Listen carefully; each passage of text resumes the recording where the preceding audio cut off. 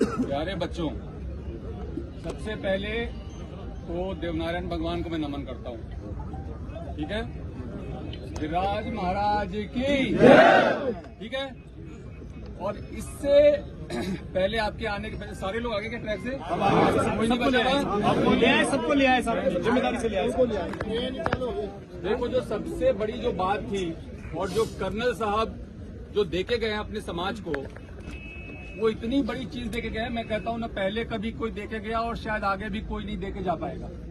मानते हो इस बात को? एक तरीके से समाज के लिए भगवान के बराबर का दर्जा है उनका, जिस तरह से संघर्ष किया और जो देके चले गए। कई बार हम मांगते रहते हैं, प्रयास करते रहते हैं, मिलता नहीं है, लेकिन उनकी रणनीति ऐसी थी, उनकी पकड़ ऐसी थी, उनका रुतबा ऐसा था कि वो काम करा के गए। ठीक है, इसीलिए हम सभी आज उनको बहुत सम्मान देते हैं। जब कर्नल साहब यहाँ पे आंदोलन करते थे 14, 15, 16 में यहाँ पे एसपी रहा हूँ, कई बार उनसे मिला हूँ, कई बार उनसे बात हुई है, तो इसलिए मैं उनको व्यक्तिगत तौर पे जानता हूँ। अब जहाँ बात बच्चों की थी, जो हमारे 372 वाले बच्चों की मांग उठाई, कहाँ गया बच्चा वो, ये है, और बाकी और साथी लोग हैं। एक बात बड़ी छोटी सी और मोटी सी समझने वाली थी कि हम लोग यहाँ पे 372 पद पे नौकरी मांगने के लिए ही तो आए थे ना, कि जो हमारा अधिकार है हमें दे दो, जो हम मानते हैं हमारा अधिकार है। और जाकर के जब हम ट्रैक पे बैठ गए तो क्या होगा, उसका परिणाम पता है आपको? जीवन भर नौकरी नहीं मिलेगी। समझते हैं इस बात को? रेलवे एक्ट का मुकदमा लेगा तो जीवन भर नौकरी नहीं मिलेगी। तो हम कर क्या रहे हैं? और मैं इसलिए वहां से चल के आया। बात ये थी कि पुलिस को नहीं जाना चाहिए, लेकिन मैं इसलिए चल के आया कि ये बच्चे अपने लिए कर क्या रहे हैं। और मैं धन्यवाद देता हूं प्रधान जी का, मैं धन्यवाद देता हूं प्रधान जी का कि इन्होंने सबसे पहले इस बात को समझा, वहां पे गए, आपको समझाया, और अधिकांश बच्चे तो मेरे ख्याल से आगे समझ के और बाकी को भी अब समझा के ले आए।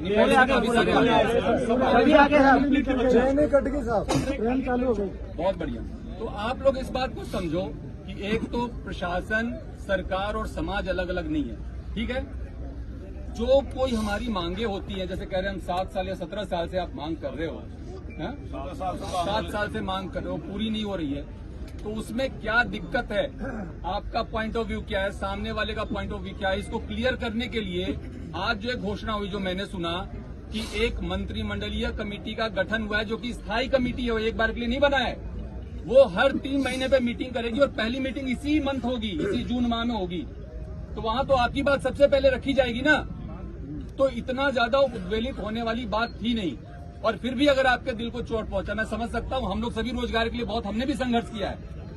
हम भी कॉलेज में पढ़े, दिल्ली जाके पढ़े, नौकरियों के लिए कंपटीशन दी, फिर नौकरी हुआ तो नौकरी में हमें पता है कि एक बेरोजगार का दर्द क्या होता है। लेकिन साथ ही साथ अगर ये दर्द था तो थोड़ा सा धैर्य रखना चाहिए था, मैं मानता हूं।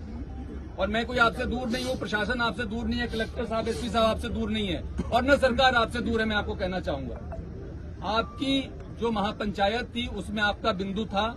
जितने भी उसमें पॉइंट्स तय हुए, आप देखिए तो 9वीं अनुसूची में कैबिनेट से प्रस्ताव पारित करा के भेजने की बात हुई। एक ये मन में हमेशा डर रहता है ना सबके कि कहीं हमारा आरक्षण खत्म नहीं हो जाए।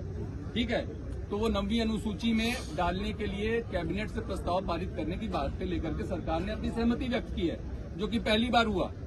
इसके साथ ही जो मुकदमे वापसी की बात है, जिससे हम सभी लोग परेशान रहते हैं, हमारे बच्चे परेशान रहते हैं, उसमें केवल बेलेबल ही नहीं बल्कि जो दूसरे, जिसमें कि नोटिस दे करके भी कार्रवाई की जा सकती है, उसके भी डिस्पोजल की बात और सहमति दे दी गई है। देवनारायण योजना में आपके संघर्ष समिति के जो प्रतिनिधि जो आप नामित करेंगे, उनको शामिल करने की बात हो गई है।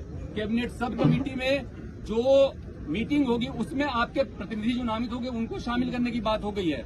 तो आप हर 3 महीने पे मिलोगे। आप जो कह रहे हो हमारी कोई बात नहीं सुन रहा, हमारी कोई बात नहीं समझ रहा, हमारी लॉजिकल बात है, वो हर 3 महीने पे सवाल पूछने का आपके पास मौका होगा। तो मेरी कोई बात पे आपत्ति है क्या? और इस देश में गांधी के देश में अगर गांधीवादी तरीकों को छोड़ करके हम दूसरे तरीके पे जाएंगे और बिना सोचे समझे जाएंगे तो अपना भविष्य अंधकार में डाल रहे हैं। तो मेरे को बच्चों इतनी बात कहनी थी। आप सभी बहुत समझदार हैं, पढ़े लिखे हैं, मैं आपका बड़े भाई जैसा हूं। अगर आप बड़े भाई की राय को मानते हैं, अभी आप लोग जो भी यहाँ बैठ के अपना तय करेंगे नीति रणनीति, उसके बारे में मुझे कुछ नहीं कहना, लेकिन मैं कहूंगा कि जो भी निर्णय लिया करो उसमें अपना भला तो पहले सोच लिया करो, जिससे कि आपका बहुत भारी नुकसान नहीं हो जाए। तो इतनी सी बात करनी थी। सबको बहुत बहुत धन्यवाद। वंदे मातरम।